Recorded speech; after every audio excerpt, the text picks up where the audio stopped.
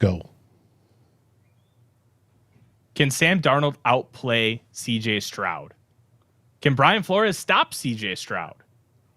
What about the returns of Stefon Diggs, Danielle Hunter? And then you have Blake Cashman, Jonathan Gennard playing their old team as well. There are a lot of interesting storylines going into this game against the Houston Texans, and we brought on an expert to give us the lowdown on one of the more intriguing teams in the National Football League, and Cole Thompson, managing editor of Texas Wire. You may remember him a couple years ago, he came on and we talked shop about wide receivers in the NFL draft because he covers both the NFL and college football. So we're going to have a good time tonight. Strap in, get excited about the 2-0 battle here on the Real Forno Show.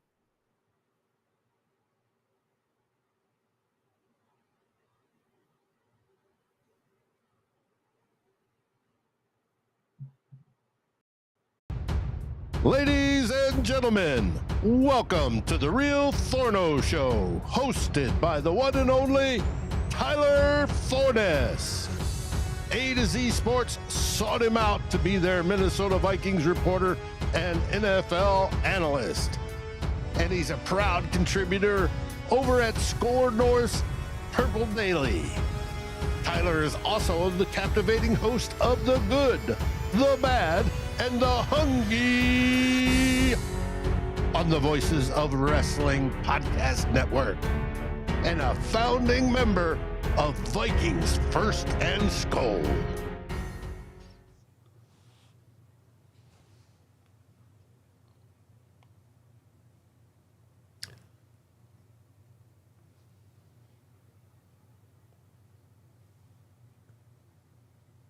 You're muted.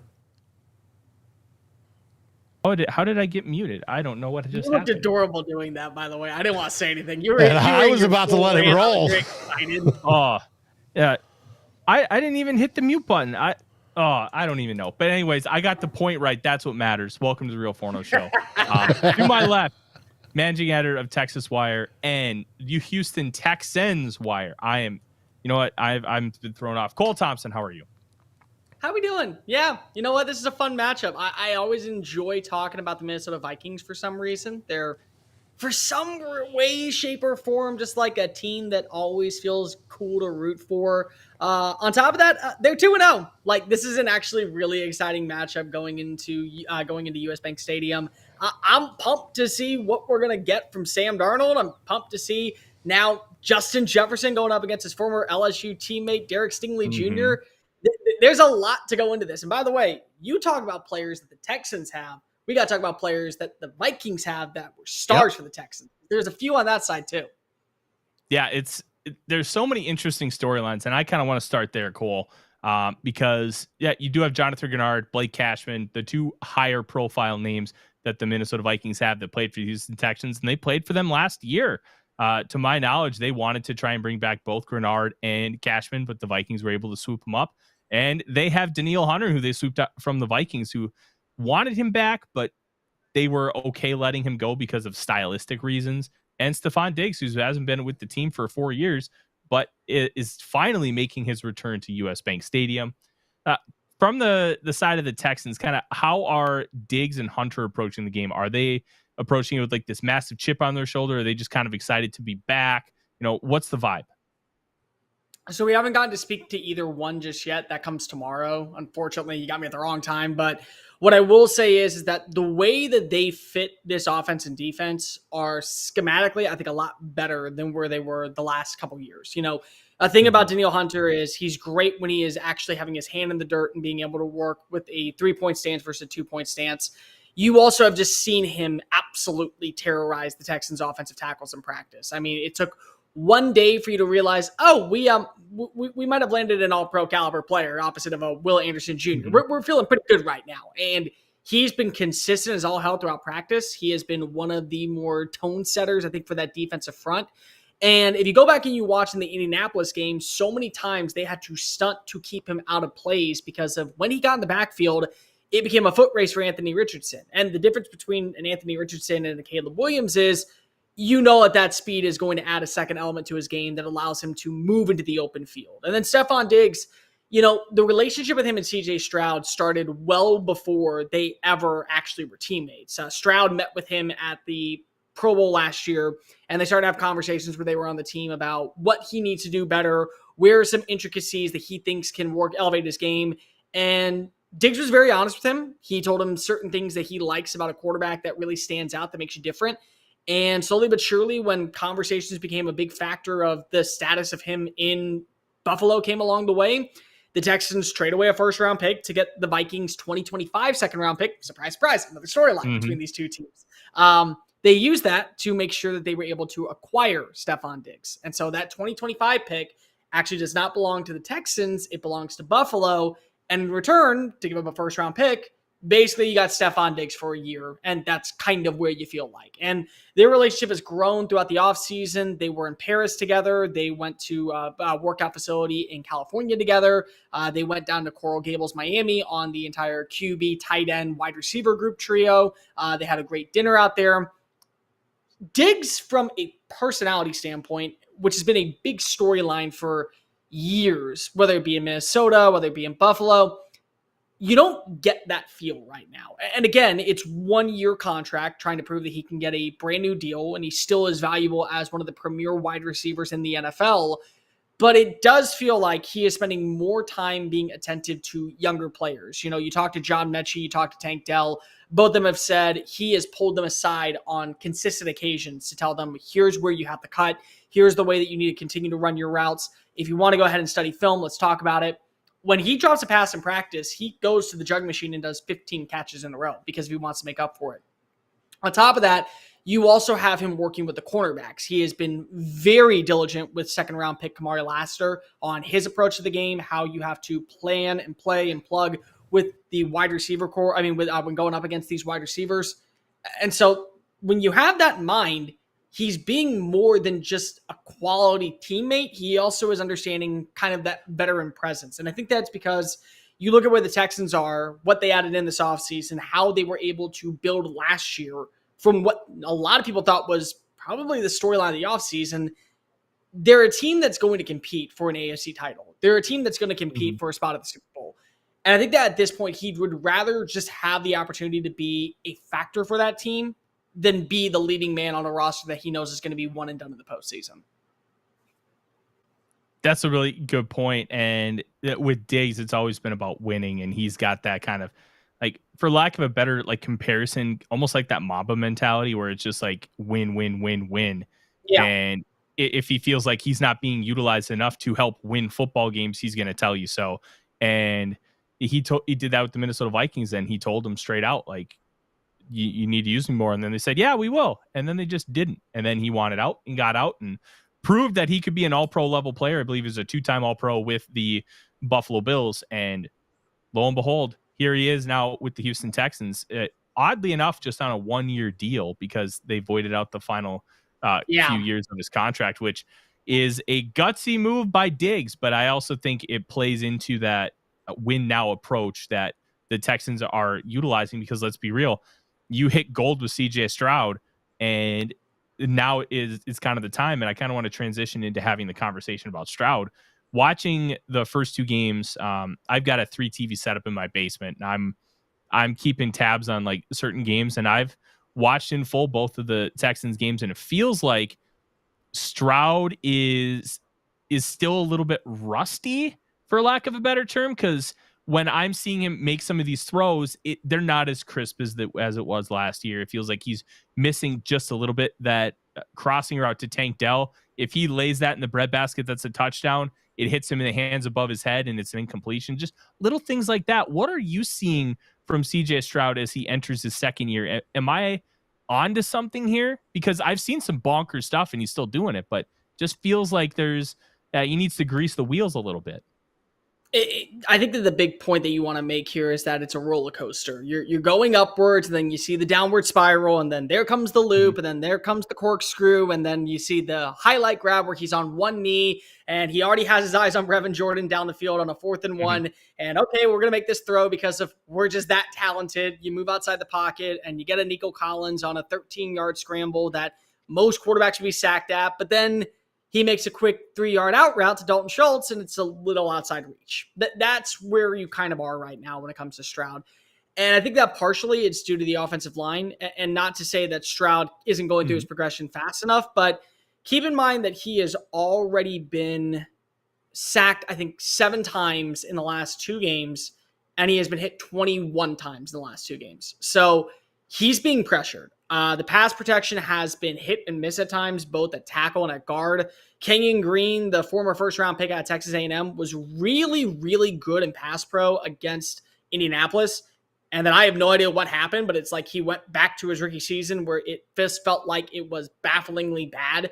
They were without Juice Scruggs, who, in my opinion, has been one of the better interior offensive linemen since he was healthy last year. He didn't play, so you went to Jerry Patterson, and Patterson got pancaked like a lot, and it wasn't really pretty. And that's a big reason why I think that you saw that pressure go. The other thing that's really important here is that they're playing from behind the sticks a lot. You know, number one, Bobby Slowick is so customary to running a certain brand of offense that it's almost predictable at this point. Hey, it's 1st and 10. I wonder what play we're doing. Oh, is it a run to the right? Oh, it's a run to the right. Like that is kind of the notion of where we are right now when it comes to Bobby's offense. So you're really looking at about a 2nd and 9, if not a 2nd and 13, because look at that. Larry Tunsil just got flagged with a false start because he has 4 and we're only into 2 games in. And like he was number 1 in penalties last year for false starts. And at this point, it's just kind of like death taxes. Number 78 is going to get a 5-yard penalty at least once per game. So there's that problem. I think there's also building that relationship. You know, Chicago's secondary is, for better use of the word, I won't say elite, but it can be a difference maker. It can. Yeah. I think that adding in Kevin Byard this offseason was a nice compliment opposite of a guy like Jaquan Brisker. I think that's a good where you know where each one's strengths are. Kyler Gordon, since he's moved inside of the nickel, has looked a lot better and more comfortable. Jalen Johnson has been, for my money, probably the most underappreciated cornerback among the top tier names. Like you hear about all these consistent number 1 guys, and Jalen Johnson's kind of like, yeah, I'm here. And it's like, well, yeah, you're here, but no, he's actually not here. He's kind of ahead of some of these guys that we've talked about. And then Tyreek Stevenson's a very quality number 2. So last week's game, with the inability to get outside the pocket, with the pressure rate, with sometimes some rush throws, I think that factored in. And it really factored in once you lost that run game element, because of once you lost Joe Mixon, it just never felt like they were able to get on the ground. And it could just be early season jitters. You know, not everyone is going to look pristine and polished. There's always going to be some errant throws. And let's just call a spade a spade. You have tape on you now. And so they know how to rush you. They know how to make you feel a little bit more uncomfortable inside the pocket. And because of that, it's a big reason why I think that some of those choice decisions that he's made, he's very lucky that there was either a callback because of a pass interference call, or there was a flag behind the line of scrimmage for a holding because of multiple plays could have been interceptions. I mean, you go back and you look at the Colts game, there were 2 passes, one of which was directly into the hands of Kenny Moore, but it was because Kenny Moore held Dalton Schultz, and so that ended up you kind of knocking him out of the play. And then the other one on Juju Brents, his foot was out of bounds. I mean, he's gotten lucky that he doesn't have 3 turnovers through 2 games, but there still are just the acrobatically wild, ridiculous decision-making throws that kind of puts you in a bind of where, well, what are you? Are you going to be a Pro Bowl quarterback, an all-pro quarterback, or are you going to start comparing yourself to alongside Josh Allen and Patrick Mahomes? Because you look at like that 28-yard touchdown pass to Nico Collins, the protection was great, but the timing of that throw allowed him to be able to work against 2 other defensive backs that were trying to play catch up.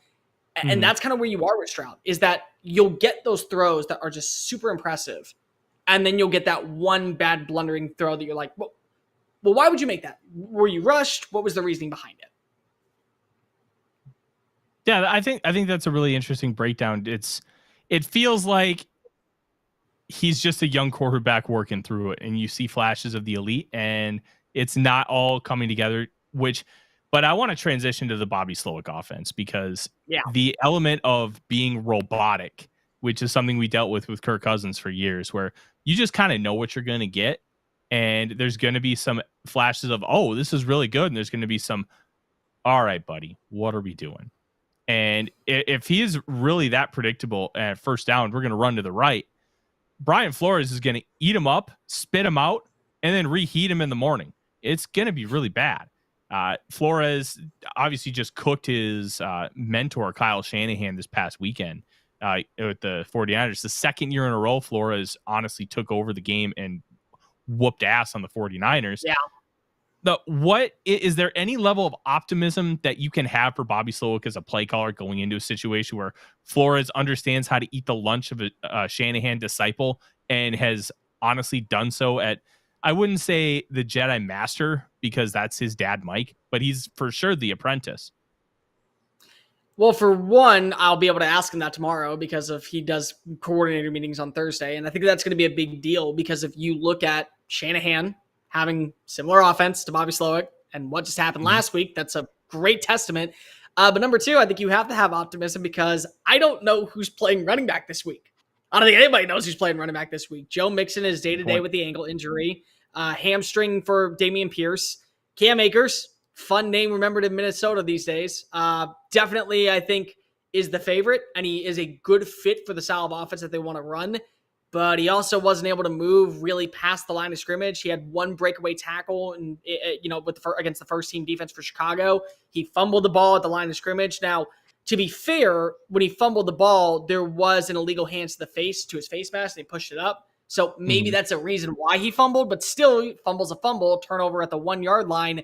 That's a way to ice the game and cover the spread, and you didn't do that. So how do you feel about that? How do you feel about Dare Ungubawale? And because if he is a smaller scat back kind of feel, do you have to start throwing on first down? Like, this is sometimes a bad case in disguise because last year it just felt like Stroud was playing superhero half the time because you didn't have a consistent ground game with Devin Singletary and with Dameon Pierce. The rest of the running backs were obsolete at best.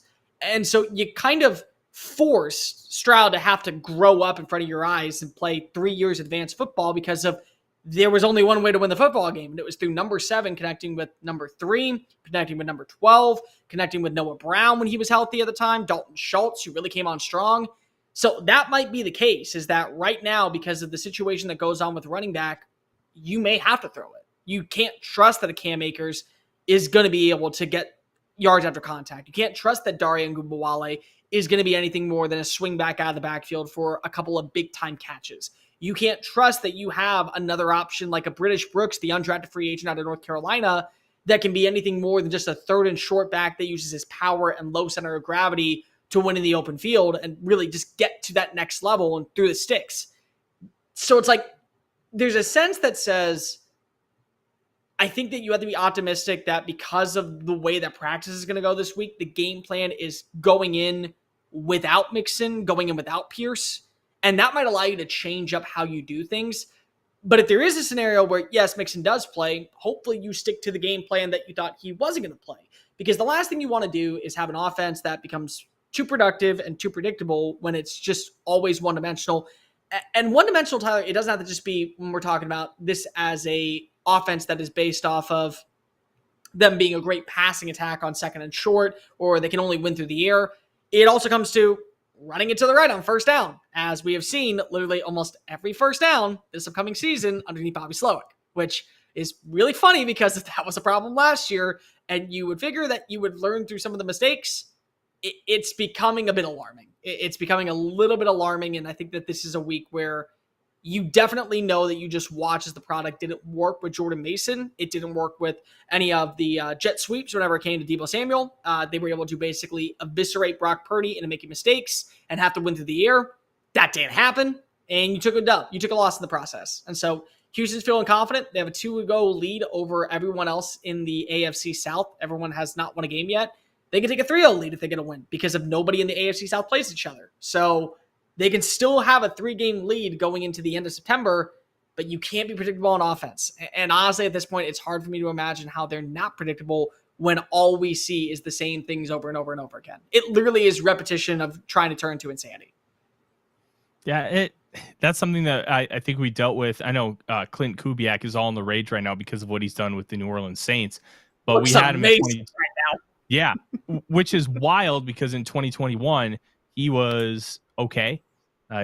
First-year coordinators showed some struggles and honestly just kind of looked like a clone of his dad, and it was very robotic in that sense. So it's interesting to see. But then again, we also know that there's people talking on social media that it's election year Derek Carr, baby, and that's why he's balling out. So who knows what's going on with the Saints? That'll come. But I think it's interesting kind of talking about the process of Bobby Slowick, and I want to have the conversation and move it a little forward, because we talk about some of the robotic things where he's making the same play calls on first down. How is he getting creative and becoming better after first down when that success rate is down? Is he finding ways to be able to bail out, or are we talking that this is more on the likes of CJ Stroud, Nico Collins, etc.? I will say last week, if you remember back, and it was fourth down, it was, I think, a 4th and 2 play, and they were lined up in an I formation, and Slowick got into his guts and said, you know what? Cade Stover was a dude that he really liked at Ohio State. I'm going to go ahead and do a fake, or I'm going to do a fake pass option, and I'm just going to throw it out and dink and dunk it at the splats, and we're going to get Cade Stover involved. And nobody covered Cade Stover, and it worked for an 18-yard gain. And Houston would score, I think, 6 plays later with a 28-yard touchdown pass to Nico Collins. So he has these play actions that I think really bode well in creating that separation. The thing is, more so, it's Stroud having to go read defenses at a timely basis. Because if you go back and you watch that game with the rollout pass that everyone was saying, just an acrobatic, how can you make that type of throw? If you really watch, Nico Collins is open on initial contact when he gets past, I think it's Tyreek Stevenson in coverage, for about 8 or 9 yards before the safety comes down. And then he has to work his way back in and immediately go ahead and get on a button hook. And that's how they connect. So the offense, I think, is opening up plays to where they're trying to attack the middle of the field, where you go through your progression and usually your second read is the one open. There was a couple of plays last week when you look at Tank Dell when he got open. There was a lot of play action passes on short little slant patterns, and you would see as Nico is running a post pattern, and then immediately, because the safety is trailing him, there's an opening right going toward the flat area for Tank Dell to get a first down. So I think that there's ways like that they're trying to scheme it up. It's a lot of very much a second read. By the time that you get to your second read, you better know where you're going kind of progression.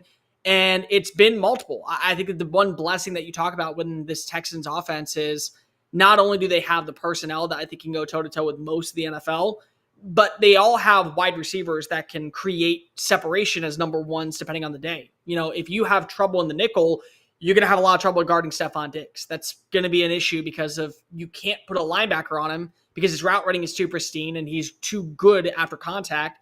You can't guard a safety on just straight Tank Dell unless you're playing over the top and it's being in a cover one base, because his speed will kill you if you don't win at the line of scrimmage. But then you also have Nico Collins, who has not great speed, but overall solid speed, pretty overall good route running, and he has a catch radius that's bigger than most countries. I mean, that's where he is. And then you got to throw in Dalton Schultz out of the backfield. I mean, in the tight end position, where he gets involved on really short to intermediate routes, does a really good job of working linebackers or maybe taking a linebacker out of the play because you have to play him in coverage. And Joe Mixon, part of the reason why they brought him in, it wasn't just because they thought he was a good fit for the style of offense, but they want to have that security blanket just down and dink and dunk passes because of the last few years. Mixon's been a top 4 target during his time when he was in Cincinnati. They targeted him out of the backfield because they realized how much he was utilized as a good overall chain mover. And so there's a 5-man weaponry at Stroud's disposal. And I think he usually has a good understanding about what direction he goes in. The problem is that when you're playing against secondaries that are as good as Chicago's, it creates the opportunities to where you have to go to your third read. And by the time you go to your third read, if you don't feel comfortable, then you have to probably maneuver outside the pocket because this offensive line is not going to be able to hold a block long enough. Montez Sweat, Grover Stewart, DeForest Buckner. For this game, it's going to be Jonathan Gennard, who knows what Titus Howard can do pretty well, who knows what Larry Tunsil can do pretty well. Dallas Turner, if he plays in this game, I know he was on the injury report today, but if he does play, that's something you ought to look out for. Andrew Van Ginkel coming from the outside linebacker spot. That's another thing. Ivan Pace, if they want to blitz him up the middle. I mean, there's opportunities. So the question is that can Minnesota's secondary not allow him to go through his second read? Because if you get to your second read and the offense looks comfortable, Stroud's going to strike. I think that's the big element here. And that's been something that he and Slowick have been working on. I think you're muted. I did it again. Odie, there we go. My silly little French bulldog, I finally got him calm, so hopefully he's good. But no, Turner's probably going to play. It sounded like he banged knees, and that's the knee injury. It seems super minor. They haven't been extremely clear on what the injury is, but I'd expect him to play even though he didn't practice earlier today. Also, beware of Van Ginkel. He's already intercepted one screen pass in 1.16 seconds, and he almost had 2 more last week. So that's going to be something that Slowick needs to be aware of. But I'm not going to lie, that was one of my favorite underrated signings of the offseason. That really was. He looked so good. He was excellent, and it's a value signing. It's a great fit. And I think what's really underrated about Van Ginkel is in college, he was an off-ball linebacker. So he knows how to do a little bit of everything, and that's something that Flores craves. He's kind of like Fabio Kyle Van Noy with a little less bulk. That's basically what he is, and I think that's really nice. I think it's interesting that you mentioned the idea of like the interior kind of being where the Vikings can kind of take advantage, and I think one thing that's been interesting about this Vikings team that I'm not sure you're aware of, they've been running the Hawk package, 4 edge rushers. Then they've been running it a lot, and they've been very effective with it. There's a reason why they are number 1 in the NFL in sacks with 11. They got 6 on Purdy. They got 5 on Daniel Jones. And Jonathan Gard himself has 12 pressures, just been an absolute wrecking ball, doing a little bit of everything. The Vikings are still blitzing, but they're blitzing in a more impactful and calculated manner. Instead of bringing 7 or 8, they're bringing 5. And they were last year in 4-man pressures. This year, they're like average. I think they've nearly matched their total already of 4-man pressures through 2 games from last year. So when it comes to the interior of that offensive line, how comfortable are they dealing with speed and quickness? Are they going to be able to just stunt them to death and send a guy like Ivan Pace, who's like a tiny little guy, to be able to maneuver around and get to CJ Stroud? Like, how weak is the interior? Well, for starters, let's go off and say congratulations on being number 1 in sacks, but number 2 is the team that comes up to the Great White North. So we got to talk about that level. Congratulations on playing the Chicago Bears. Don't you disrespect Ivan Pace. That little man is a heat-seeking missile that has my heart from his time in Cincinnati. I love Pace, but I'm just saying the reason why the Texans are number 2 is you got to play the Chicago Bears. That offensive line is garbage. No, Darnell Wright, I can't. There was one play with Darnell Wright that I don't want to watch again because I just felt bad for him. And it wasn't where he did like the Olay? Yes. And it's just like, I can't watch it. Like, I don't want to give Will Anderson credit for that sack because that was just such a horrible block. But at the same time, it really matters if Juice Scruggs plays. Scruggs did a really good job in run blocking and in pass protection when he worked as double teams opposite of Kenyon Green, especially against Grover Stewart in that first game against Indianapolis. And when you have that size capability, it's going to slow you down if you don't blitz at Zaire Franklin or you don't blitz at EJ Speed. So I think that you're going to have to see the opportunity. Ivan Pace, I think, is going to have to play. Like, I think he's going to have to play very much in the backfield. They are going to have to send him on a couple blitzes because if you have a healthy Juice Scruggs, and the people that I spoke to, they believe that there is a good shot that he plays, he's going to take away at least one interior and defensive lineman. When it comes to Shaq Mason, he's been very hit or miss this year. There have been multiple times when they run stunts. I think there was one play where Montez Sweat kind of shifted inside. They did a quick pattern where the defensive tackle worked to the outside corner of Titus Howard's shoulder, and Montez Sweat just bull rushed up the middle, and Shaq had no shot. So the stunt formations that they like to run can work against them. Tunsil still has been probably the best when it comes to pass pro. He's allowed 2 pressures and 1 sack so far. So that's going to be a way that you're going to have to probably slow him down. Again, if you know how to get him off sides, which is a good thing because if Jonathan Goddard certainly has an idea of how to do that, it may bode well in your favor to be able to get now 2nd and 13 versus 2nd and 7. So those are the scenarios that you're looking at. The stunts are going to be really interesting because of, again, what version of Kenyon Green are we going to get? I think that and Juice Scruggs hold probably the most value because if you get the Kenyon Green that played out of his mind in pass protection against Indianapolis, you may have some trouble to where you're going to have to send these delayed blitzes to get in the backfield and take Stroud out, or just get to the backfield and take out whoever the running back is in the flats.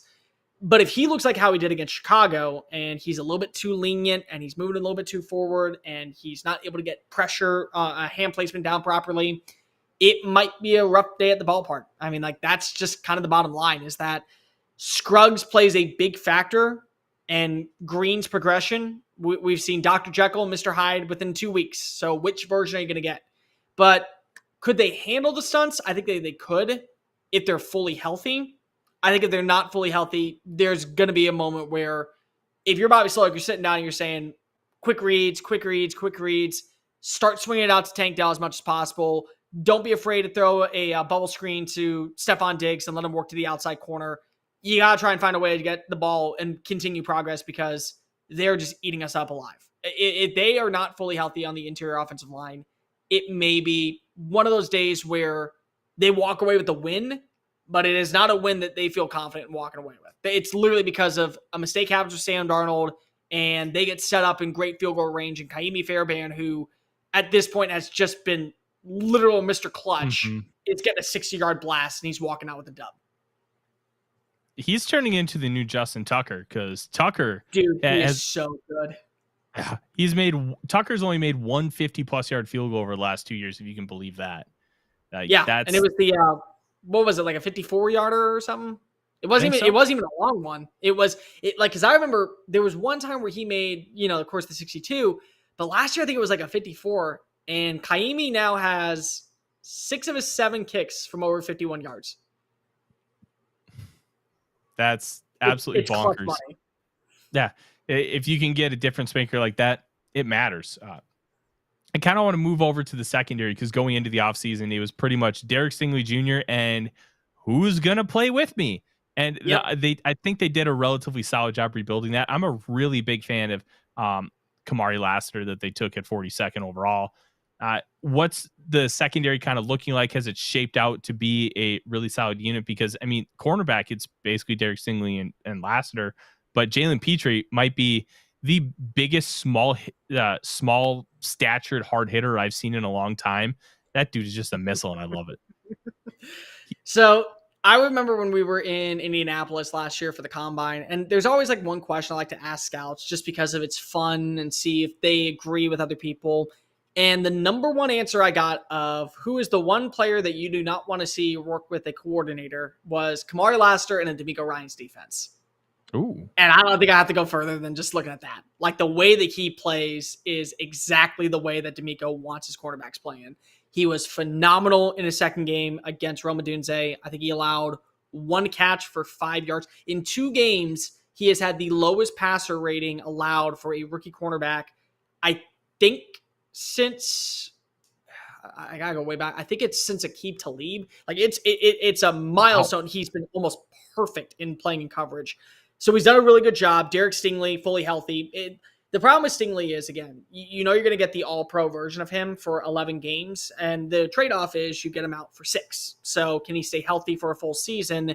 Then that probably ends up giving you a Pro Bowl caliber cornerback. And it's why a lot of people are looking at his stat line and they say, how is he not garner all-pro stats? It's like, oh, well, he only played 11 games. Like, he is great when he is on the field, and I think after they took him out of Lovie Smith's zone cover defense and put him in D'Amico's man heavy, just immediately night and day difference. Like, I remember I was talking to some people in New York and they were saying, well, what would have happened if Sauce Gardner came down to Houston and Derek Stingley came up here? And I said, he probably wouldn't be an all-pro, but he would have been a Pro Bowler in Robert Saleh's defense. Like, it just made sense to play in a man coverage, and Sauce would have probably stunk. Like, same thing happened, but he's played really well. What they've started doing with Jalen Petrie is he's now playing the nickel. So he is now lined up in the slot more often than not, and that is going to be a disadvantage at times for running backs if they play him if they play them on the wheel route or if they play a tight end. Because of if you go back and you look at that Cole Kmet hit, that is probably one of the hardest hits I have seen from any player this season, and they ruled it initially a roughing contact penalty. And then they look back, it's like, no, it's a clean hit. Like the guy is just 5'10" of pure muscle that will deliver the strike of all time into the ground and nearly break your neck. Like that's what you see whenever you talk about a guy like Jalen Petrie. And I think that he's more comfortable playing in that position because of when you remember him back at Baylor, what made him such a standout player was he was the star position, which was a kind of hybrid of a big nickel, secondary safety, down in the line of scrimmage, was really good at playing the run. And he's kind of done that. The problem now comes to safety. And with safety, it's you can trust Jimmy Ward, I think, for about 30 plays on defense. I think that 30 plays is good. And then there's going to be 5 explosive plays where immediately it's game over, lights out. Like, if you can go ahead and attack, he's going to win. And then they have Eric Murray playing. So when they move off of the 3 linebacker set, they send Jalen Petrie down to the box. What they do is they bring in either Eric Murray or Kalen Bullock. And Bullock looked really, really good at times against Indianapolis. He got the big interception inside the red zone that stopped a monumental drive that allowed Houston to go into the halftime with the lead. But he also still is kind of learning how to play against these big explosive plays downfield and how to open field tackle. And so your trade-off is we get a guy that can play very similar to Marcus Williams, very much be a dude that will create turnovers, but also if he misses the tackle, we're giving up a touchdown. Like, that's what it is. And Eric Murray, the throw to, I'm blanking on his name, Ashton Doolin, the 56-yard touchdown in week 1, it was just a simply put bad angle from Murray. And Murray is a better tackler than Bullock, but his angle to the football just is hit and miss at times, and honestly leads to too many explosive plays. And he's not that fast anymore. So you're giving up speed for maybe a guy that's willing to tackle against the run a little bit faster, but at the same time, you're not going to get a lot in coverage. And when you do get something in coverage, it's because of usually it's a swing route and he has read the play and it is immediately down to the backfield for a tackle for loss. Like, he got the big stop on the 2-point conversion against Indianapolis, but he also gave up the touchdown right before that. So you pick your poison with it. The safety overall right now is the weak point in terms of the explosive plays. If Sam Darnold has a fully healthy wide receiver core, and it may just be Jalen Naylor looking like basically prime Michigan State version of himself, if you get that dude, if you get explosive plays, you're going to attack. Like, Houston has been very susceptible to the 20-plus yard field plays downfield, but it's not because of the cornerback position. A lot of people would think it's because of Kamari is a young corner that's getting burned at the line of scrimmage. He's not. He's staying in his zone. He's doing a great job of eliminating the wide receivers. What it usually is that you're not sending a guy like Azeez Al-Shaair that deep back in coverage. You're not sending a Jalen Petrie that deep back in coverage. So you're trusting the safety now to have to play the slot, and one bad angle or one bad read, and it's off to the races. Oh, your team doesn't play Tampa 2 90% of the time? I can't relate. What? No. Oh, God. Oh, no. God. All right, I'll tell this story because if we have time. I remember when we were inside, Lovie Smith was defense coordinator. No, he just got hired as head coach, and it was right after game 3, and they looked awful. And we just asked him, hey, you have a young cornerback that's great in man coverage. Why do you continue to play in Tampa 2? And he gives us this straight look of, guys, we don't play Tampa 2 all the time. We mix things up. I'm like, no, zone, Tampa. You can just try and lie to us. We're not idiots. I mean, I appreciate you coming out and trying to sell the program, but we have eyeballs. We study the film.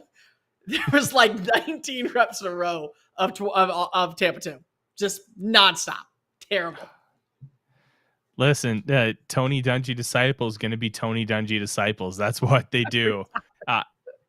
So this game, kind of on an overall level, Cole, it's one that initially I had pegged as a Vikings loss because I thought the Vikings would win 7 games, mainly because there were so many questions about this team, where they were going, and it always felt like 2025 was the year for them to load up and potentially make that Super Bowl run, which is kind of where the Texans are right now, where they're loading up and like, hey, we got a couple year window while Stroud's not making a lot of money. Let's load up and make it happen. But then the Vikings won 2 games. Neither of them were flukes, and they look like the real deal. This looks like a really good football team that can compete with the best of them. And they already beat a Super Bowl representative from the NFC last week, and they beat them rather convincingly. It was not, you didn't walk out of that game and feel like, okay, the Vikings escaped with a win. No, the Vikings just flat out won that game. When you're looking at this from a Texans perspective, how confident are you that they can go into US Bank Stadium, get the win? Because I don't know how many people know this. The Texans are 0-5 against the Minnesota Vikings in their franchise history. Yes, they are. Yeah, they are. Well, when JJ McCarthy went out with a torn meniscus, I'd say it was about a 95. Even when I was watching during the spring, the training camp, it felt like the way the defense was explosively making plays, I was still at about a 95. And then I don't know what the hell happened to Sam Darnold, where maybe he just found a way to learn to play a certain brand of offense to a T, because if he looks awesome. Like, Sam looks awesome. And it's really funny because we make the jokes about him seeing ghosts. Well, now he's got a jolly ginger beard, and he is just basically turning into a Viking himself, ravishing through teams and taking wins and not giving out many things other than the middle finger to everybody that downed him. Like, that's how he's playing right now. I'd go about 65. I still feel like when you look at the roster pound for pound, Houston maybe has the better cornerback play. I think that Houston is on the same level when it comes to pass rush. I think Houston is on the same level when it comes to probably linebacker. I think where really Minnesota wins is the offensive line. Plain and simple. Christian Darrisaw is one of the best and most underappreciated tackles in the NFL and has been for years, and he's worth every single penny. I think that when you look at Brian O'Neill, he's really, really good at how he's played on the right side. I don't know what happened to Garrett Bradbury. I'm not saying that he's elite by any means whatsoever, but I do think that he is better than advertised. I think from how he's transitioned from his initial start to what the offense looks like now. The wide receiver cores, I think, are very, very much when they're at full speed. They're equal, except for maybe when you say that third receiver. Like, that third receiver is probably the big deal, and it's Tank Dell versus Jalen Naylor, but not many people are going to complain when you have a Jordan Addison, who you and I both really liked coming out of USC, and Justin Jefferson, and you got Nico Collins, who somehow is just putting on a clinic every single week these days, and Stefon Diggs, who still maybe isn't the same receiver he was in Buffalo, but he still is a pristine route runner that can win just at that level. So it's tough. Like, if Stroud plays up to the level and he actually shows you what he did kind of late last season, where he took over games and he was throwing with confidence and he was one of the more consistent guys on third down, and he was constantly moving the sticks and setting you stuff up in good field position to where you at least walk away with 3 points, I think Houston wins. I think if he's under duress and the secondary is able to take away both the middle of the field, whether that be with Dalton Schultz and Tank Dell, whether that be with Stefon Diggs and Dalton Schultz, whether that be with taking away his outside threat with taking away his outside threat with Nico Collins, and then you're forcing your defense to have to really play up to the level. I think that it's probably more so it's going to be down to the wire who gets the ball last. Like, probably that's what it would be for me. I feel confident in the upside of the offense. I do wonder when you look when you look at what Aaron Jones and Ty Chandler are going to be on the ground, if that can be susceptible. Can they get a few explosive runs that maybe gets you into a second and manageable, gets you into a third and short, to where it opens up your playbook and kind of makes the linebackers have to play a little bit more in space, because Henry To'oTo'o leads the team in tackles, but he also has missed as many as he's made. So maybe that's an area to where there's a weak point. But overall, it's one of those things where I think from a talent perspective, I lean Houston. There's a gut feeling, though, that this is not a team that you can mess around with. And if somehow Minnesota's hanging around late, I think that they pull out a win. It's so interesting to kind of predict games. I haven't come to a conclusion on how I feel about this game. Vegas has this as the Texans are being a 2.5 point favorite at US Bank.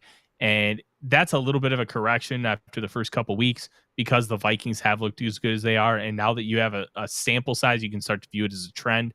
But I think a 5 point game on a neutral field feels about right. I thought the Vikings were a little bit better matchup wise with the 49ers than they are against the Texans, because look, as good as Brock Purdy is, he doesn't have the kind of tools Stroud does. Stroud has the ability to take it over a game and be able to really layer the ball in and throw piss missiles. And that is not Brock Purdy. Brock Purdy is, it's kind of like right-handed Tua to an extent, really good at throwing on time, really good at throwing accurately down the field, but he just doesn't have a howitzer. And you know what? That's okay. You don't need to have a howitzer to be successful in the NFL. Darnold kind of has a howitzer. And I think we're really seeing a renaissance of quarterbacks that were in poor situations, that had poor infrastructure, poor offenses put around them for what their skill set was. Like Baker Mayfield, he goes to Tampa. They put in an offense like, hey, what do you like to do? Okay. Boom. He's now a franchise guy for the Buccaneers. Geno Smith finally gets an infrastructure where people aren't going to punch him in the face in the locker room. Hey, guess what? Boom, franchise guy for the Seahawks. I don't think Darnold's ever going to be the franchise guy in Minnesota, but he's proving that he can be. And I think somebody's going to take a shot on him and give him the big money. And as long as they have the infrastructure right, which is why I think it always could have worked with Darnold here, I think there's a real chance that he can be that guy. And that's why this is so intriguing, because if Darnold plays the way he did in the first 2 weeks and this defense plays well, I don't think there's a team in the league that can beat these guys. But they love to shoot themselves in the foot. They've turned the ball over 4 times already. And fumbles have been the name of the game. They were about to go up 20 points on the 49ers when Fred Warner knocked the ball out of Aaron Jones' hands at the 3-yard line. And it turned a possibly like a 20 to 25 point win into a 6-point win. But they rebounded incredibly well. And I think this is just going to be a fantastic football game. And if this were in 6 weeks, I think this gets flexed, because this is the kind of game that you want to have in prime time. And I think we're going to be in for a noon treat this upcoming Sunday. This looks like a tremendous football game.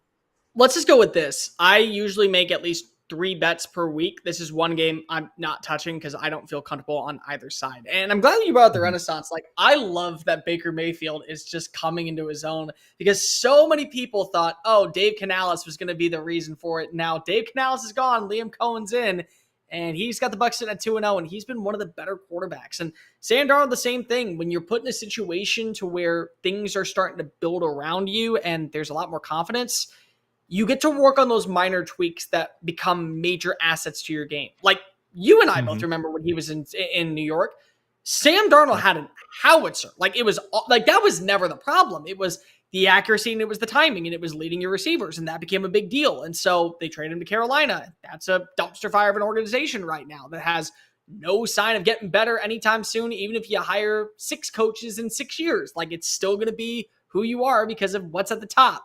But now he's in a system where he's gotten to learn kind of the ins and outs of what Kevin O'Connell likes, the way that Shanahan liked, and he's got a better offensive line, and he's got at least somewhat of, I would say, a stable run game. I'm going to be completely honest. I'm very bullish on the Vikings. I think that I may have undervalued them a little bit going into the year. I think many people undervalue them a little bit going into the year. This is a team that is going to, I think, give you their best punch every single week. And if you do not deliver right back, they will walk away with the knockout.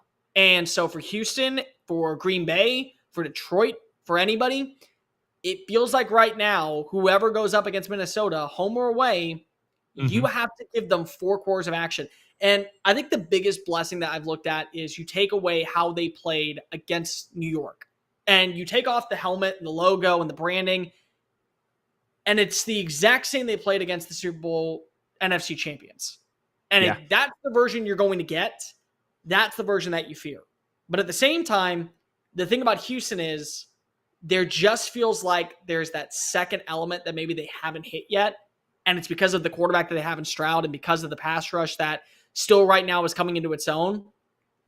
If it hits this week, that might be a message to the rest of the league. Because I'm one of the very few here in Houston that said you walked away with a quality win against Chicago.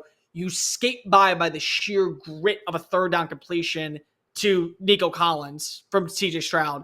If you didn't have him and you were playing against a probably more refined quarterback, Anthony Richardson still might have potential, but he was coming off of 8 months of not playing. You probably lose that game.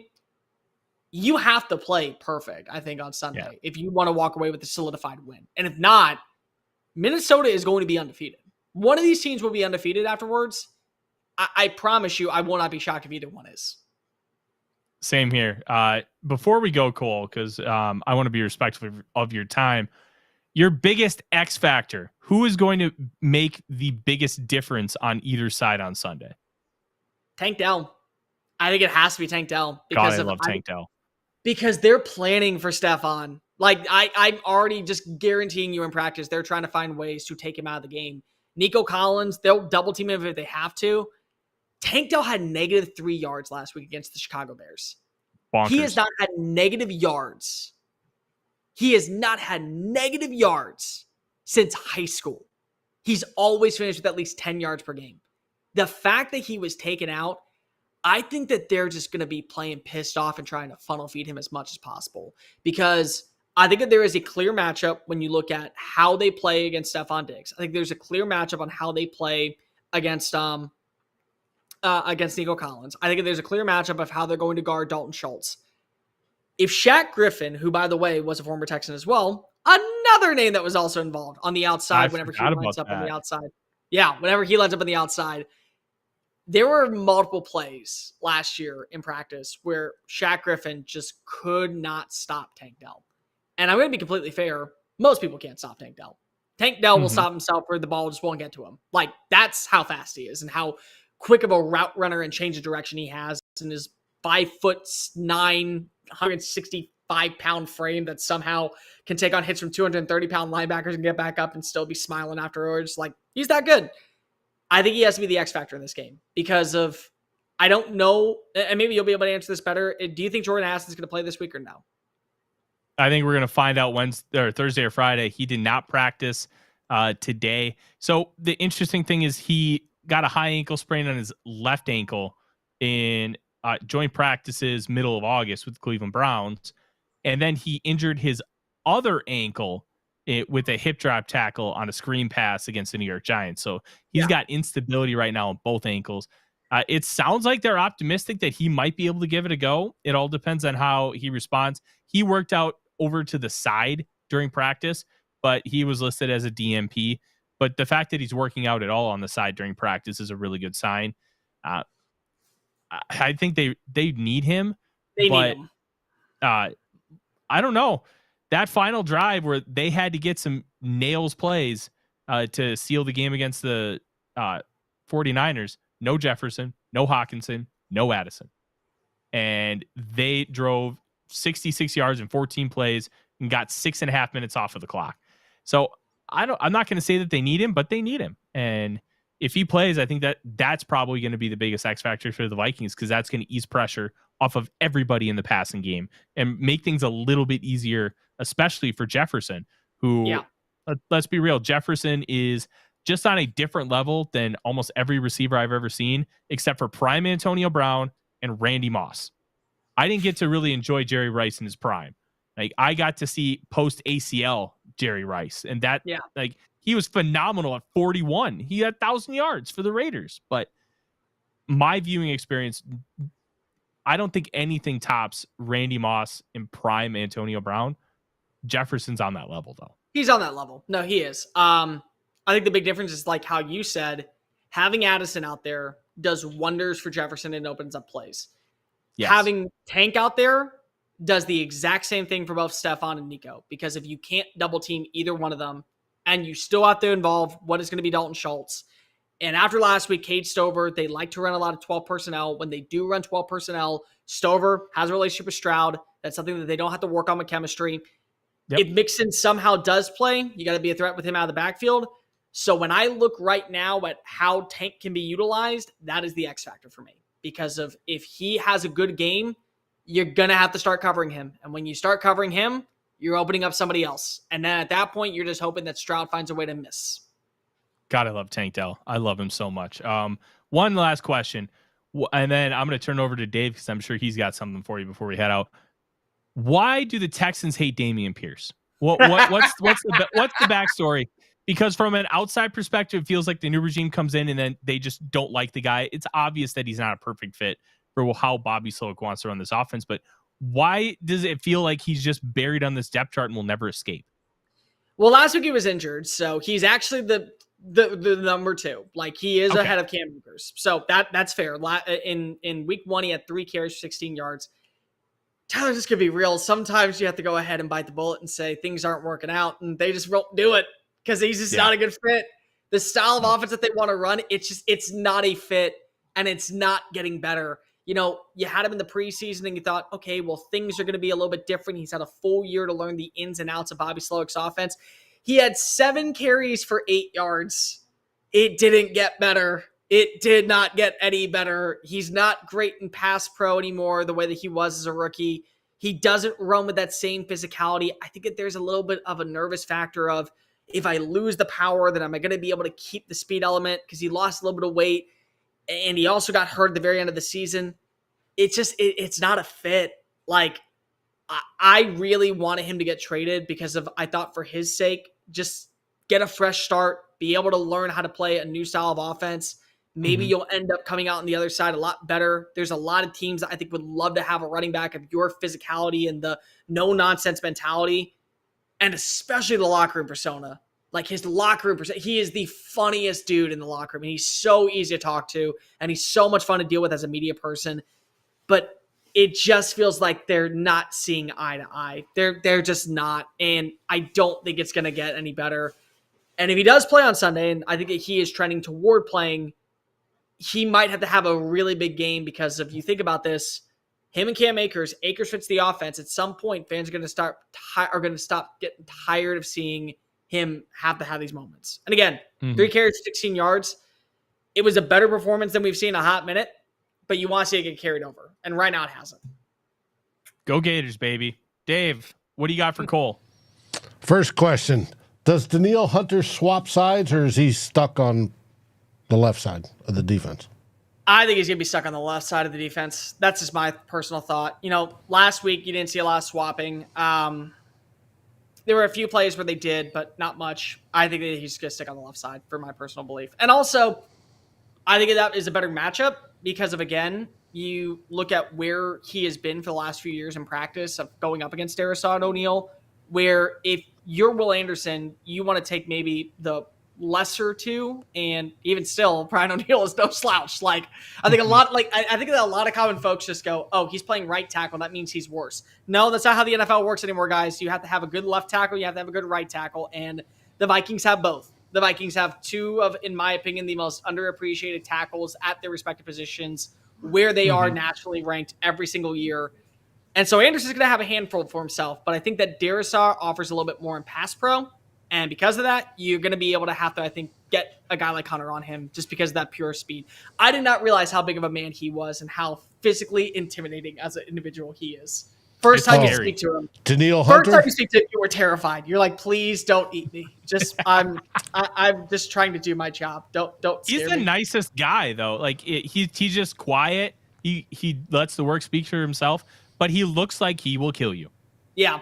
Very sweet guy. Always kind of the media. Whenever he is made available, he answers the question. He's thorough about his questions. He wants to make sure he gives a great quote. I just think that, again, you see him up close in person, a 6'6" guy that looks like a pure action figure come to life. You're like, don't eat me. Just I'm gonna stay quiet over here for a little while. He's very intimidating. When you read ancient history about a Greek Adonis, you picture Danielle Hunter. That's exactly who it is. I say you say Achilles. That was the guy that fought in the Battle of Troy. That is him, just reincarnated now, taking away double teams. Okay, my next question is, I've been told you guys are relatively soft in the middle, and that's where we need to run the football. Is that true? Soft isn't the right word. What I think is that they're smaller defensive tackles. And that's kind of a D'Amico Ryans thing. He likes guys that can have the low center of gravity, that can win and add that bull rush element. Like, you look at Sheldon Rankins, you look at Malik Collins, the way that they play the game, very much a finesse type of defensive tackle that uses their speed and their lower center of gravity to get into the backfield, which can be susceptible to sometimes allowing explosive runs. So in that sense, if you have bigger interior offensive linemen that can bully defensive tackles, then sure, I would say so. But if you go back and you look at the game against Indianapolis, so many times did you have to see Jonathan Taylor kind of kick it to the outside because of they were able to hold their own. And really it came at the linebacker position. Having Azeez Al-Shaair, having Henry To'oTo'o kind of play near the line, being those kind of delayed blitzers really benefits them. I think Blake Cashman was such a hard one, because remember when we were talking at the very beginning of the show, of the two that I think that they were going to keep, Jonathan Grenard, I think, got a little price at the very end. I think that they could have kept Blake Cashman. And Cashman was just such a good fit. But I think the reason why you were okay with letting Cashman walk wasn't just because of he was going to go to a team that would probably benefit him a little bit more playing in a 2-linebacker set. But also I think it was because of you knew that you were going to get Azeez Al-Shaair. Like, one of the worst kept secrets was Azeez wanted to prove himself outside of a D'Amico Ryans system last year. So he took less money to go to Tennessee on a 1-year contract, cashed in on a major deal 3-year contract this offseason, and now is the captain of a D'Amico Ryans defense once again. Like, there were conversations going on last year between the two sides. They never could see eye to eye on a deal. He went to Tennessee. He balled out, had top 5 in tackles. So you felt okay with it. He's been a really good overall run defender so far. He's made a couple plays in coverage. I think the loss of having Christian Harris out there, like you look at Henry To'oTo'o, you think that he's a good player, very solid sub linebacker, kind of like how Cashman started off his career. Mm-hmm. Harris is the guy that you want out there for 40%, like for 40 reps a game. And so maybe that's where you go ahead and you say, if you're going to run it and you can get past that first level defense and number 0 doesn't take you down, you might be able to go ahead and get a few yards after contact of 39 and tackling you. Interesting. Now, I want to divert real quickly. I want to thank everybody that's been in the chat today. You've been absolutely rocking the conversation in the chat on both sides or multiple sides of this discussion, and we appreciate that. We appreciate Cole being here to answer questions. That is absolutely rocked. It's going to be a fantastic game on Sunday, and I encourage everybody that can be at the stadium, be at the stadium. Which brings me to my next question. How good is CJ Stroud at dealing with fan noise? Because it should be rocking at US Bank Stadium on Sunday. And combine that with that Brian Flores is going to be throwing basically the kitchen sink at him. At least 6 or 7 guys on the line. How well is he good at diagnosing all of that in a loud environment?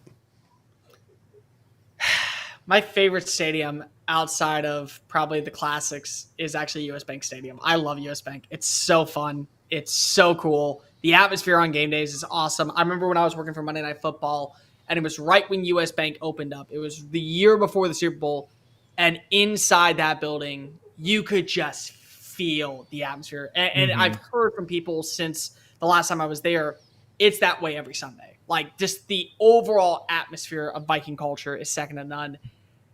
He can handle crowd noise. I don't think that's a big deal. I think what's going to be the bigger deal is that big booming horn that you hear on third down right before that's going to be really annoying to get the play clock off. What I will say is that he's done a really good job of being able to handle reads of the line of scrimmage and call audibles. He's done that since really late last year. At the same time, though, Flores also knows what kind of audibles Bobby Slowik's going to call. I think that's what it really comes down to, is that having a guy that has an understanding of the style of offense that Slowik likes to run, that's probably going to help him out a little bit to be able to counteract it. So you might see this actually be a bit of a problem for CJ Stroud. I genuinely will not be shocked if we come back and look at it this year and Stroud has an all-pro caliber season and the worst game that he played was against the Minnesota Vikings. It genuinely will not shock me. Very well could be. That's awesome. Where can I find your work, Cole? If you want to go check me out, we're at the Texans Wire. We break down everything. We actually are doing a breakdown of film on, I think, Sam Darnold this week and how his progression with the offense has been really sufficient, how the Texans will have to play it. We're also doing a bunch of detailed stories on everything that goes on with Texans, storylines with Danielle Hunter, storylines with Stefon Diggs returning, at TexansWire.com. If you want to follow me, it's at Mr. Cole Thompson. And if you like SEC football, I talk about that at SECUnfiltered.com and on YouTube at SEC Unfiltered. So make sure that you hit there. Make sure that you follow me at Mr. Cole Thompson on Twitter and check out all of our great work. Tremendous. Thanks for joining me again, Cole. Everybody, we'll have a show tomorrow. I believe it's tomorrow with Sal, right? Or is that on Friday? Sal will record tomorrow. Yes, she will. Okay. And she joined us tonight, which was awesome. Yeah. 2L Bloggers on Saturday, post game on Sunday, and I'll be back in the saddle Monday evening to break down, hopefully, the Vikings victory. We'll find out Sunday afternoon at 12 p.m. Central. For Cole, for Dave, I'm Tyler. SKOL Vikings, everybody. SKOL Vikings. Yeah, maybe.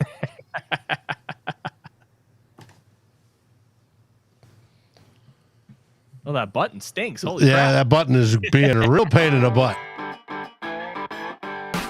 Like, subscribe, and ring the bell to get notifications. It helps us grow this community that we all love, our Minnesota Vikings. And on behalf of Tyler Forness and myself, Dave Stefano, thank you so dearly for watching The Real Forno Show. SKOL, everyone!